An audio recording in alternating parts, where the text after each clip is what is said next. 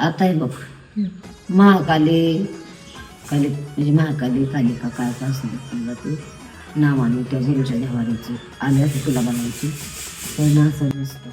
विचार कर, तुला यायचं म्हणलं ती येणार बरोबर.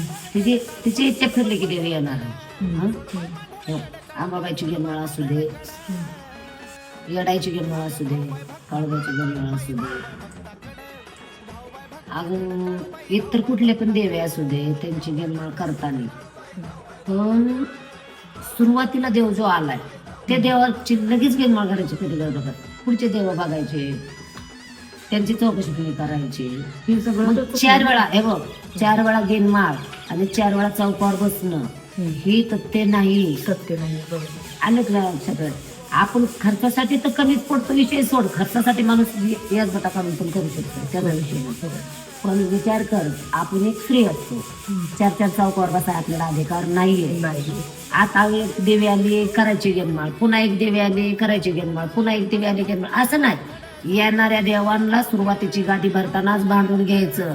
पहिल्यांदा आपण हाडकं लावतो आणि हाडकं उचलताना देवाला सांगतो की हाडकं जिततेच, जे कोणी यायचे तेवढ्याने आत्ताचे यायचे.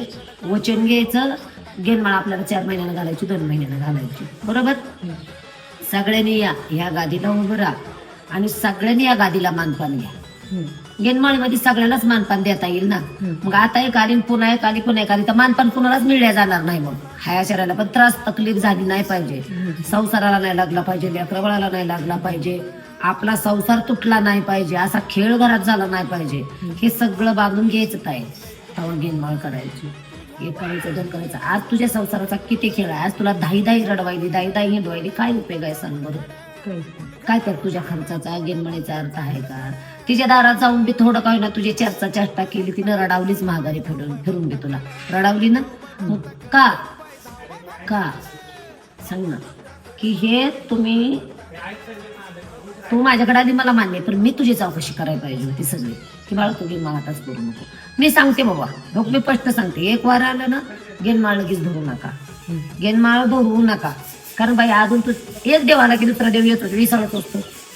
वर्षे थांब, 1.5 वर्ष थांब, कुठले देव येते बघू आणि सगळं देवाचं आपण एकत्र करू. गेनमाळ करताना एकाच ताटात देव, एकाच माणसाला वारा आले ना, मी एकाच ताटात बसवायचे, एकच चौक भरायचा, एकाच चौकावर एकाच ताटात मानपान तुला देते. तयार आहेच का? थांब. नसतं तर ह्याच्यापेक्षा माझ्यापेक्षा न तू आल्या वाटणे तुझा. हे उशीर आता तू लावू नको ग, डोंगरी उभी तू राहू नको ग. अग अवघड झालं जगणं हे अवघड, अवघड झालं जगणं हे अवघड. अग धावबाई भक्ताकड, काळूबाई धावबाई भक्ताकड.